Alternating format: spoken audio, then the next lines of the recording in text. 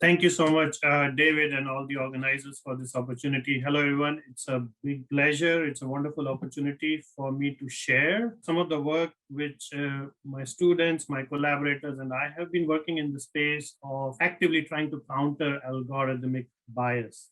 In this talk, it would be fairly introductory. I'll try to explain what I understand of this term, what are some of the efforts that we in this behavioral informatics lab have been doing to try and counter algorithmic bias. And again, it's nowhere close to a solved problem. In fact, I would argue that it's not even a well-defined problem. We kind of take small pieces of it, and we have started to understand the value of this. That's what has really happened in the last couple of years, and I'll give some examples of that, which basically motivate newer ways to think about this problem and then build towards different kinds of solutions. So as I mentioned, I'll be talking about algorithmic bias and how we can actively start working towards countering it. This is built upon efforts of multiple people. I'll be merely like summarizing it. So at least for me, one big watershed movement was this ProPublica report, which was about machine bias in parole decisions. So what they reported was that there was an algorithm which was being used to decide who can get out of the prison system early. And one measure for that is recidivism. So they try to estimate if this person is likely to commit crime again in next couple of years. And if they do, then they don't want to give an early release to that person. And what they found was that for roughly the same kind of parameters, the same kind of characteristics, the white defendants were much more likely to get a positive result than the black defendants. And this was like shocking to me. Also, this was very, very important because, well, it had multiple things. It had algorithms which were affecting like real life, and not just life for that one person, but probably their entire family, their communities, and all their connections and so on. So something very, very life-changing is being decided based on AI algorithms. They are no longer like, an assignment and an exercise the way I used to think about AI way back when, I first started learning about these things. So this is real, and this is very, very life-changing. So if this is the scenario, we cannot have algorithms which are systematically biased in the sense that they are giving different kinds of results to different sections of the society. So I've started investigating more in this space. And of late, if you've been reading news, you would have seen multiple examples of similar kinds of things. So this is another New York Times article. This one talks about facial recognition is accurate, well, with obvious caveats or important caveats, which is that if you are a white person and if you are a guy. This was work done by Joy Bolomvini and colleagues, and other people have kind of taken up this kind of work over time. But the original, or at least this article, what they showed was that for different kinds of facial characteristics and just recognizing whether the face was there in the image and or not, the performance was much better if you were a white male. Then it went down for white women, then people of color male, and then people of color who were not male. And this again is not an isolated example. Another one was for self-driving cars. If you are a dark-skinned pedestrian, you are much less likely to be detected. And this again has life and death implications for different people and our society. And there could be other applications like cultural applications. This one was again another article in Nature. And this one based on a well-known data set and the trained algorithms. The image on the left, this one was correctly classified as a wedding, and the one on the right was classified as a fancy dress competition or pageant. And again, that is problematic if you really want to build solutions which kind of work for all sections of the society. You want to make sure that algorithms don't have biases kind of inbuilt in the different layers that we have now in our any kind of artificial intelligence algorithm. More examples, if you search for doctor, you are much more likely to see white men. This one is a little bit older. This is 2017. Since then, actually, our lab has done some work. Lots of other people have done work. And the last I checked on Google, actually the results have become a lot better. So making noise about things does help, and we should keep making noise. Again, we need to recognize there are many other ways and shapes and forms in which there is bias all around us. So we need to kind of continuously keep auditing and then trying to refine different algorithms. Last example in this line is this Google Translate. What this particular algorithm was doing was it was pairing he with hardworking and she with lazy, and there were multiple other examples. So all around us, and it could be very different kind of applications.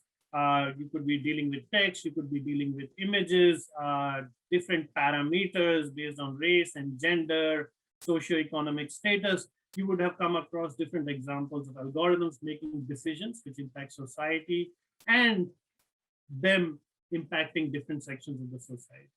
Again, I must admit that there are multiple interpretations of what fairness is. And one of the most common ones, and that's the one which I will be focusing on in this work, is that you want the same performance if you change one parameter. And that one parameter is like some societally relevant attribute, like you change the gender, or you change the ethnicity, or you change the socioeconomic status. So if you change just one parameter in the performance of the algorithm, in terms of like how often does it get it right for you, how often do you get the positive result, how often do you get the negative result, if those ratios change, that's the kind of unfairness that you will be dealing with. So this has been now studied, encoded, found to be encoded in multiple machine learning kinds of algorithms. And there are multiple like known factors. Again, this is not an exhaustive list, but to give you a sense of the kinds of processes, the way these kinds of algorithms could become biased. They include things like demographic property, which is used as a predictor. So if you use gender as a predictor, well, your output of the algorithm will likely depend on gender. It could also use indirect features. So maybe, well, you realize that gender should not be used, but you have something hidden which you kind of is just one hop away. You didn't really realize the interconnection. Like I'm giving a made up example of a shaving club membership, but could be something similar like a fraternity, sorority, something else which you kind of didn't really encode explicitly, but got into your process or your algorithm. You could also have unequal sample sizes to learn from. If all your data came from, let's say, white male participants, well, your algorithm has really learned how to deal with white male participants. If you are going to apply that for women, people of color, people in different kind of socioeconomic or geographical regions of the world, well, the performance will not be as good. Why? Because the algorithm never had the chance to learn about those kinds of folks. There could also be historical bias in the sample. For instance, if certain colleges, certain marathons, certain kinds of activities, events didn't really admit, for instance, let's say women in the past, the algorithm would never have had a chance what deserving women look like. And hence it is going to kind of keep amplifying those biases. Oh yeah, another important point to note is that it's not that humans are not biased. We are definitely very biased. Again and again and again, multiple studies have shown that we tend to be very myopic, we tend to be very biased, we tend to be lots of negative things. Having said that, it doesn't mean that algorithms kind of amplify this, kind of put it at scale, which things, automation, things which algorithms are really good at. It does not mean that algorithms should be amplifying all the negatives in the society. Rather, the algorithms need to be actively trying to reduce some of those biases which exist in humans. Last but not the least, this is kind of a generic process of the value systems of the developers, which kind of get codified. And this is like the socio-technical systems way of thinking about all kinds of systems that we see around us. And it's like none of those softwares, none of those algorithms are really developed in vacuum. People who are developing that knowingly or unknowingly are kind of making certain assumptions, and that is kind of getting codified in a certain way. So never before has so much power to influence like such a large section of the global population resided with a very small set of relatively homogeneous people who kind of live in the Bay Area in the US. So imagine the Facebook, the Google, the Tesla, and you name it, right? They are kind of creating these algorithms which are affecting interpersonal relationships for my family back in India or people in all parts of the world. Never ever before has this concentration of power been so prominent in the world, and that is kind of something that we need to be careful about as we are dealing with these different algorithms. So how to measure algorithms? I'll kind of present some sample metrics. These are in no way exhaustive. And specifically, these are focused much more on the machine learning kinds of things. And machine learning is this idea that you give a machine, typically a computer, lots of positive examples, lots of negative examples, and then like you give, let's say 10,000 such examples, 10,000 first time, you ask that machine, hey, is this a good sample or a bad sample? Like, for instance, should we give this person loan or not give them a loan? Should we give them admission, not give them admission? Does this person have COVID-19 symptoms or not have COVID-19 symptoms? So whatever is the problem domain, at least for like this supervised machine learning approach, which is like the most common form of AI which you would see around, these are the kind of metrics which have been proposed in the literature. So the first one is statistical or demographic parity, which is this idea that in your, whatever your output is, most times the output is positive, though not always, though that's not always the case. For instance, in the loans which you're giving, the admissions which you're giving, you want demographic parity. So if in the population, let's say the gender ratio male to female, it's like 49:49, you want your output to also mimic that. And there's no, again, quote unquote notion of deservingness attached here. Because again, how do we measure deservingness? And if, let's say, for instance, somebody would argue, no, SAT scores are a good measure. Well, others could argue that SAT scores, the process of getting those scores is inherently flawed. And if, you know, certain sections of the society or women were given the same kinds of opportunities in the past as men were, maybe we would have seen very different distributions of those scores. So there's no inherent notion of deservingness which is attached. It's simply a notion of like a demographic parity. There are others, other kinds of metrics. For instance, there are those around accuracy. And accuracy is the idea that no algorithm gets it 100% right. We wish they did. All practical algorithms, let's say, get 80% right, 90% right, and so on. So if that ratio of accuracy is 90% for one section of the society, you want it to be the same for another section of the society. Equal opportunity is this idea that the positive outcome. So let's say we are not, in certain situations, we don't really focus on the negative side. Let's focus only on the positive side. The positive side could be those who got admission, those who got an award, those who got something positive. If out of all those who were deserving, not again, I wish all algorithms got it always right. They don't always get it right. So if for, let's say, males, 90% of those who were deserving actually got the award, then you want to ensure that for women also 90% of all those who were deserving got those awards. Again, I must mention that the gender examples used of binary gender are simply just to kind of illustrate the point. There, gender is a spectrum, and you could have these definitions of fairness defined on any other kind of metric, like could be based on race, could be based on socioeconomic status, geographical regions, and things like that. So this should give you a broad background into the kinds of things that have been happening in this space.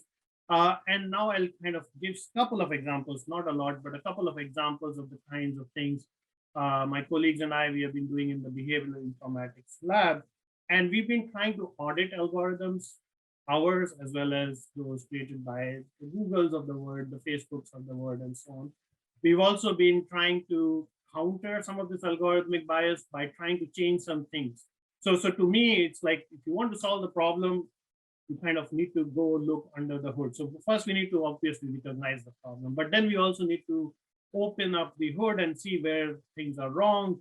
We might need to change certain wirings and maybe fix certain things. And none of this is going to like remove completely the bias, but at least we should be able to do some things in the positive direction. And those are the kinds of things which we are doing.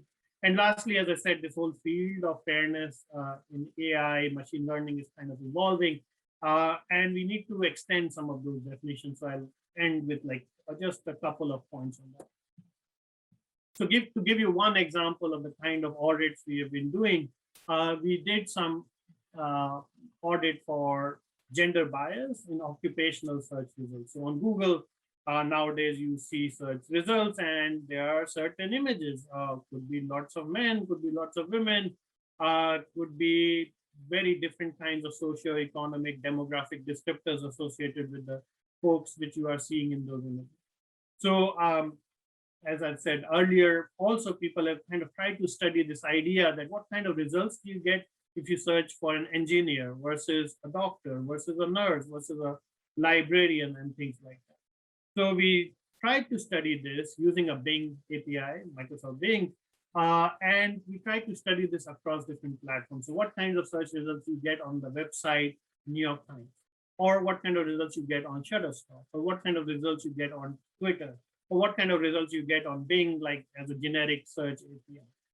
And then we wanted to automate this process. So we did like some kind of a calibration, but in order to scale this up, we had to use an API, which was computer vision API called Clarify, which again, it gives gender identification. We must acknowledge some limitations with it. It was based on visual inference. It was also, again, kind of labeling things on binary gender. We tried to compare these results with labor stats, the official US Census labor stats, which were again based on binary gender. Each of these is a limitation. Ideally, we would have liked to do this with a spectrum of different genders, also self-reported kind of genders, but consider what we have found to be a proxy of the phenomena, if not the real phenomena. And there are certain trends which were kind of obvious in that. Also, as I said, because of this whole proxy process, we wanted to see like a margin of error. So we pass certain professions as keywords. We also pass certain terms like man, woman, through the entire pipeline. This was to see if you search for man and still the API is kind of showing some results as a woman, then we'd say, okay, it does make some errors. Out of 100 times, maybe 5 times, it will make an error. So none of the trends observed, we will not focus on like small marks. We wanted to see only big marks. With all these caveats in place, we collected data in 2 summers, summer of 2018, summer of 2019, across multiple platforms, and just a preview of the kind of results we found. If you focus on Twitter data only, so through the Bing API, we were searching only for Twitter results. In general, we found that there were fewer females represented for all the professions that we consider: civil engineer, computer programmer, librarian, nurse. For all of them, even if we kind of leave some margin of error, you would see that they were much lesser represented than the official US labor status. Some other platforms like New York Times, like Shutterstock, they actually were kind of going a little bit counter stereotypical.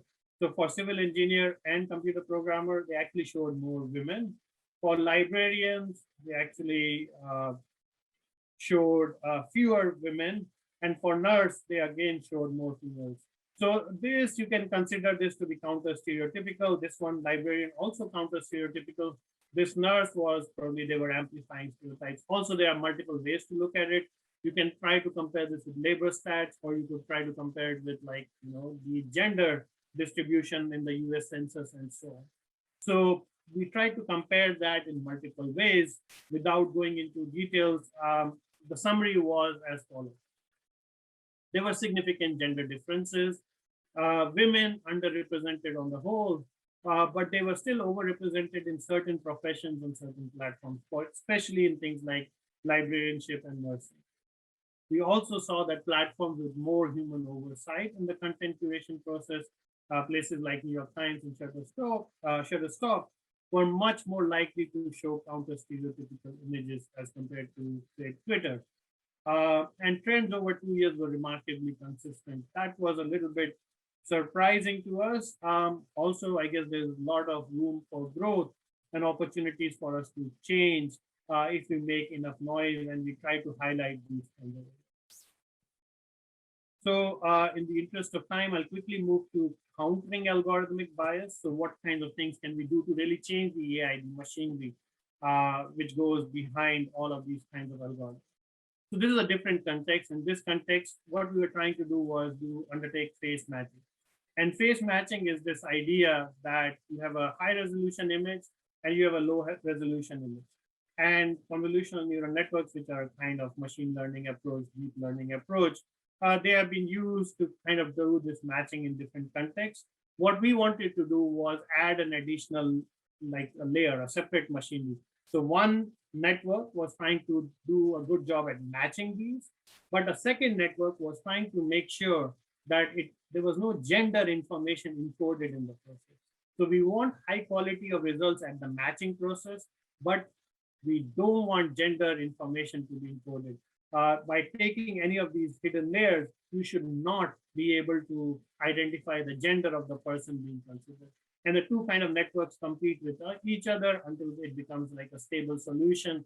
And that's where you get the algorithms result. I will skip this. And the last point I would say is that we also need to expand the definition of fairness. A lot of work has happened in terms of gender. That's the most common example. That's why you saw it here as well. Some of that has also happened in terms of race, but there are other kinds of sensitive attributes as well. For instance, what we found in our work on cyberbullying detection, our own algorithm, we found it to be biased in the sense that it was working much better if the person being bullied was at the center of a network, means they were high social network, high prestige as compared to people who were on the outlier. And we tried to change things in the algorithm to make it work better for different sections of the society. So this network centrality was like a new metric or a new way in which we started thinking about fairness and the ways in which we need to build upon fairness. There's a lot more detail in some of these references and lots of people to thank. A big thank you to the organizers, and I'll stop here.